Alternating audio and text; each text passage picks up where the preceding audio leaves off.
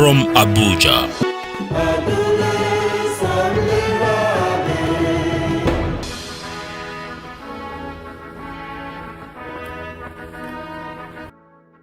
Hello, thank you for being a part of our show.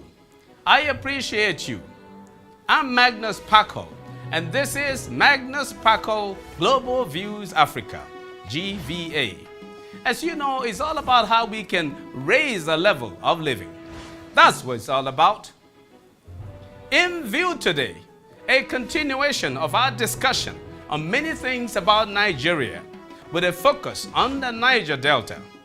We still have with us Ambassador Joe Keshi, Chairman of the United Bank for Africa, UBA, and Director General of the BRACE Commission of the South-South Geopolitical Zone of Nigeria.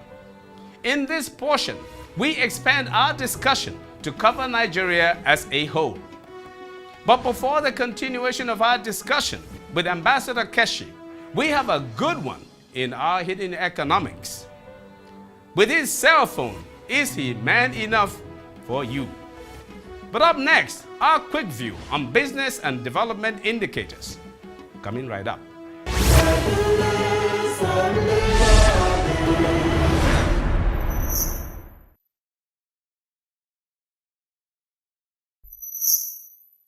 So how easy is it to do business in your country? And how innovative is your company? Today we look at ease of doing business in Africa and across the world. We also see who the top dog in innovation is among African companies. According to World Bank rankings on ease of doing business, which of the following countries is not among the top 4 in the world? United Kingdom, United States, New Zealand, and Singapore. Which of these African countries is not among the top 50 in the world in ease of doing business? Rwanda, South Africa, Mauritius, and Nigeria.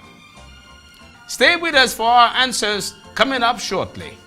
To contact us with information, please see our email address displayed on the screen. Still in view, many things about Nigeria in the continuation of our discussion with Ambassador Joe Keshi.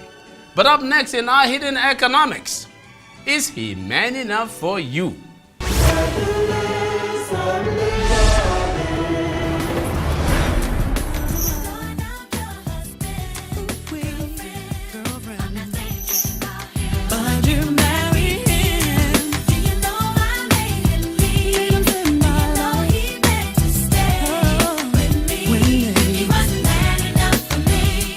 By his cell phone, is he man enough for you? Toni Braxton, in her hit song, "He Wasn't Man Enough for Me," didn't quite say what her ex-lover should have done to be man enough for her. Now, here's a question guys want answered. How can a man be man enough? Maybe it is to see what a woman sees, or to feel what a woman feels. There is an old saying that you can't really understand another person's problems or issues until you've walked a mile in their shoes. So maybe that's why the organization Walk a Mile in Her Shoes asks men to literally walk 1 mile in women's high-heeled shoes. Each year, an ever-increasing number of men are joining the award-winning Walk a Mile in Her Shoes. So is this how a woman is going to know if a man really understands and can be man enough for her? Guys, think about that. And did you know that another way a woman can check if a man will be man enough is by how he uses his cell phone? Guys, the type of phone you have and how you use it has a lot of economics in it. Your phone is more than functional. It's the accessory you always carry, perhaps the product with which you have the most intimate relationship. Indeed, for many, the cell phone now has become an extension of their identity. So are you man enough by the cell phone you have and how you use it? If you use the iPhone, you are probably trendy, tech-savvy, smart, and creative. But do you display your phone so as to impress people even if you can't even use many of the functions of this frontline cell phone? People who do this are exaggerating their worth, and women can see right through it like silk. If you display your iPhone only when necessary and perhaps use its other functionalities aside from making calls, the lady watching will likely see you as responsible. Now, whether it be a BlackBerry or other smartphones, don't show off with it. Don't think that people who use cheaper cell phones are not man enough. Indeed, a good-looking, seemingly rich man with a not-so-expensive-looking phone may quickly win the lady's attention if he appears to be using the phone in a business-like or responsible manner. Here is the rule to show you are man enough for her. If you have an iPhone or other expensive-looking smartphone, be modest how you display it to avoid a devaluation by the lady. Now, if your phone is not so expensive-looking, display your professional use of it, but be sure you look rich and look good. That song by Tony Braxton, as they say in Nigeria, will not be your portion. Our hidden economics for you.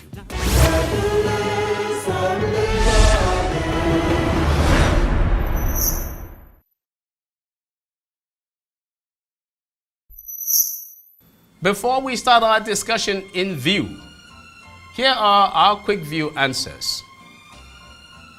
According to World Bank rankings on ease of doing business, the United Kingdom is not among the top 4 countries in the world. Of the 4 African countries listed, Nigeria is not among the top 50 in the world in ease of doing business.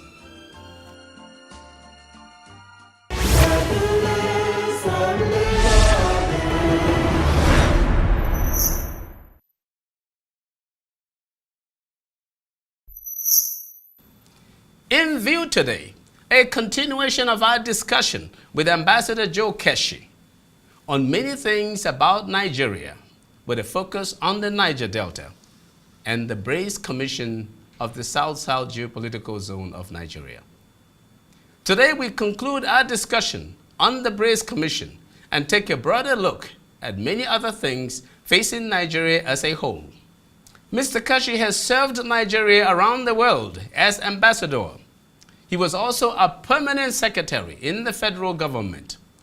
He is now the chairman of United Bank for Africa, UBA, and also Director General of the Brace Commission in Nigeria. Please join me in our continued discussion with Ambassador Joe Keshi.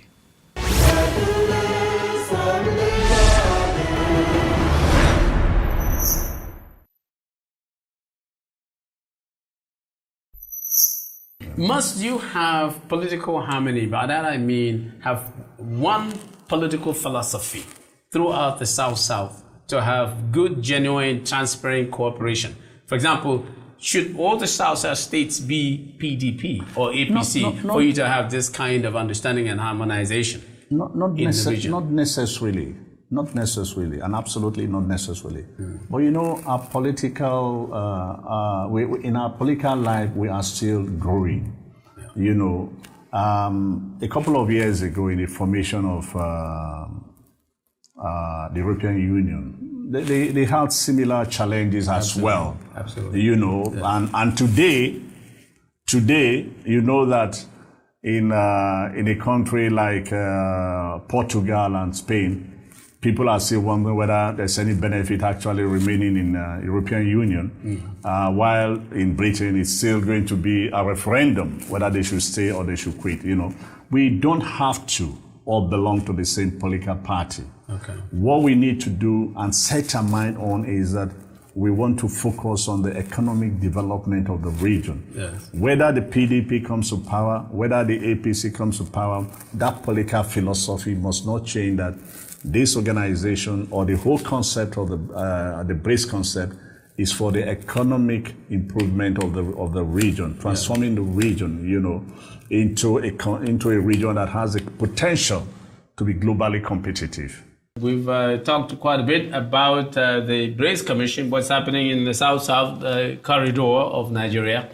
But Ambassador, somebody of your stature, international stature, and of course, national prominence, let me ask you about Nigeria going into 2015, the much talked about 2015, with all the prognostications and all these things. What do you see? Where do you see Nigeria in 2015? Are we going to disintegrate? Are we going to stay as a country? Are we going to survive the 2015 election? What is the future of Nigeria? What does it look like to you, Ambassador? Well, the future of this country is bright, very bright. We are going to survive 2015 and probably go forward to achieve our quests to becoming the 20th largest economy. We have all the potentials in this country to be a great nation. What we need to realize, and I just wish everybody in this country can realize that what is happening in 2014 happens every election cycle that we have almost all the governors going. The presidency, there's going to be an election and so on.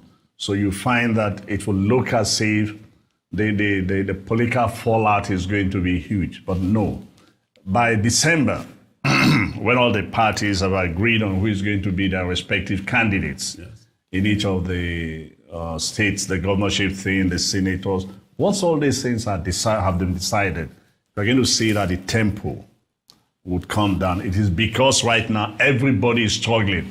I want to be the candidate, and so the tempo it's very high. I just say that there's going to be continuous improvement. Whether at the federal level. Based on what? Let's put it this way. Yeah. How many telephone lines did we have in 1999 as compared to what we do have today? We complain, and you should be able to enlighten us on this because you were an advisor the economic advisor to a former president. We said in Vision 2010, among those, the target we set was for this country, if I remember correctly, to grow at was it at 7% or 7.5%? You also go into needs. Yes, into needs. Yeah. Okay. I believe that under where you were there and so on, we grew almost at 7%. Yes. Over the last 10 years, we've grown at 7%. Good. Yes. We talked of Vision 2010 also. There was the issue of privatization. Are we not doing that today? We've privatized almost everything with a little bit, some more to go. So in a little way, the economy is gradually changing, and it's changing for the better. But then, what about this conference that we're holding here? Will we survive the conference? When I listen to proceedings coming out of the conference, I tend to hear some things that sound like acrimony. Will we be able to get outcomes that will mean anything going towards 2015? I believe we will, but I wish it can be anchored under some basic fundamental principles. Yes. When you do that, you'll probably have a better chance of, getting everybody to agree. Right now, we are acting as if all our concern is the bread and the butter issues. Who needs more states? This state shouldn't have this. I should have this, and all that kind of thing. No, I think fundamentally that the basic fundamental principle that should be entrenched in this country are the principles of justice, yes, equity, and fair play. Once you entrain this and it becomes ingrained in us, we imbibe these principles, and in all our actions, policies, we are fair, we are just, we are equitable. Again, this is your tough. Part of the fundamental problem, disagreement between the Republicans and the Democrats, it's ideological. It's in the belief in the fundamental right of what the Constitution said. You know, they doze up, never mind that I always say Republicans don't like poor people, but it is based on the core ideology, philosophy of not just the Republicans themselves, but what they perceive that was granted to them by the Constitution. Yeah. For a number of people in America, the right to defend themselves makes it imperative that they must bear arms. They believe in it. They are fighting to make sure that nobody takes it away from them. Yes, so if we can entrench that, the principles are important. But here, nobody is talking of entrenching these principles, solve bread and butter issues, and so on. The danger about that, focusing on this bread and butter issue, without anchoring what we are doing on sound, fundamental principles, is that even the butter and bread issue, we can easily disagree and it leads to more crises. The bread and butter, the primary bread... While they are necessary, yes, they have to be anchored on some very sound principles. Absolutely. The primary bread and butter that I see is the oil revenue, that is brought to the Federation account and shared amongst the states and, of course, the federal government. Now, there is some agitation that the littoral states, the states that close to the nation, should not stake claim to oil beyond the continental shelf, that belongs to Nigeria as a whole. And when doing this derivation and determining what littoral states get, the so-called oil-producing states get now, it should be less what is obtained from the continental shelf, which could make states perhaps like Akwa Ibom and some others not have entitlement to some other proceeds that they get now. What is your view on that? It goes back to what I said. Yes. I think it's insane for anybody to want to make that proposal without considering the feelings, the sentiments, the historic antecedents of the people of this region. Yes. That's why I think it's very insane to actually put out that paper. In fact, the whole idea of putting out that paper is insane, to be frank. And it shows you, again, I go back to what I said, it shows you the lack of appreciation of the next man's problem. Especially given that if the waters are polluted there, precisely, it damages everything for these people in the littoral states. I did my youth corps many years ago, the second set, in River State, Port Harcourt precisely. I used to go to your end, Bacana, and so on. When you are riding it's 4 nautical miles from Port Harcourt. Yes. Now, when you're on the boat, you can actually see down the depth of the ocean. You can put your leg, which we did as young. You cannot do that now. You cannot do that now. You can actually see you can actually see the fishes, and you put your hand down to. In those days, that's to grab one. Yes. Today, you can no longer do that. Absolutely. Because the ocean polluted, the livelihood of the people, which was initially based on fishing, completely gone. Damage, Now, when you want to, if you go through from Port Harcourt to Bayelsa, and you see the amount of sand they are trying to put on the roads to stabilize the ground in order to be able to build the roads. There's no way you do that in the south, the southwest or in the north. So in other words, if you are using 4 billion to build 10 kilometers of road, you are likely to use 11 billion to build the same 10 kilometers of road in Bayelsa or in River State or anywhere else. That's correct. And this is what I said about justice, fairness, and equity. Yes. You have to show sentiments and look, it will cost my brother more in that region to build his house than me. And once you realize that, you say to yourself, so how do I negotiate with my brother to make sure that as I'm surviving, he's also surviving? So but not for you to say, put everything based on population. That is not only selfishness.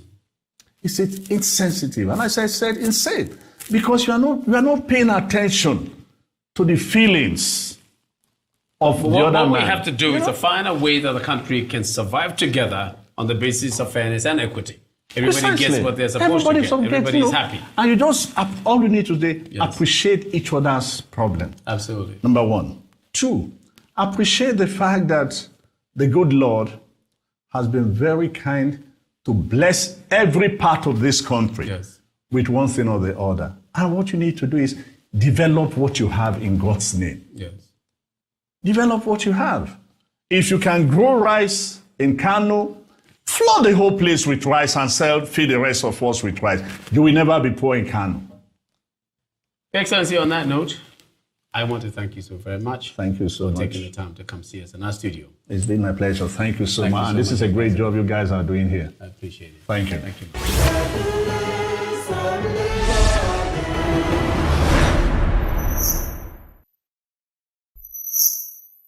Last time we indicated that what is needed most in Nigeria today is strong economic growth, driven by increased mass participation.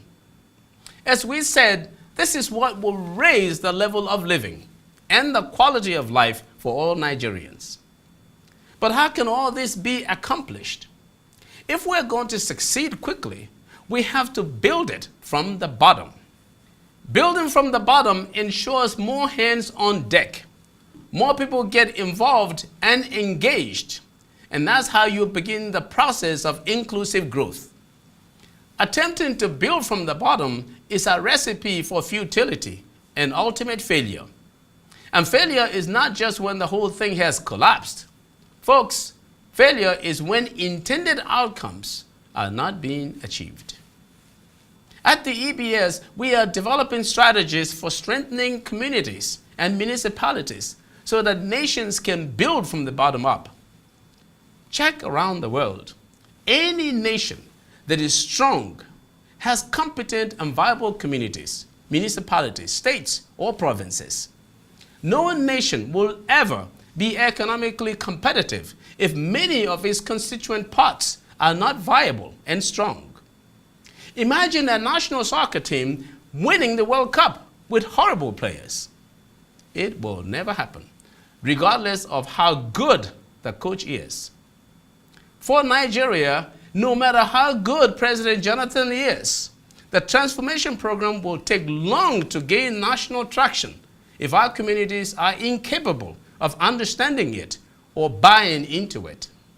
I was privileged to serve at a very high level in the federal government, and at that time noted that we needed community, or what people call local government police.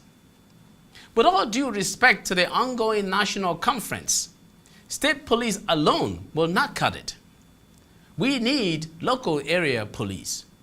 But wait, this also means we need local governments that are supported to succeed and not corroded and emasculated by state governments. When you say these things, there are people who are quick to say that they will not work in Nigeria. Then to people like me, they will say, he's speaking too much grammar. But we need to speak some grammar and discuss these things to assure Nigeria's elusive and potential exceptionalism. But Nigeria's exceptionalism cannot be based on what Nigeria does not have the capacity to do. Nigeria's exceptionalism must be based on a can-do spirit and what Nigeria can do. I am Magnus Pakol, and that's my view.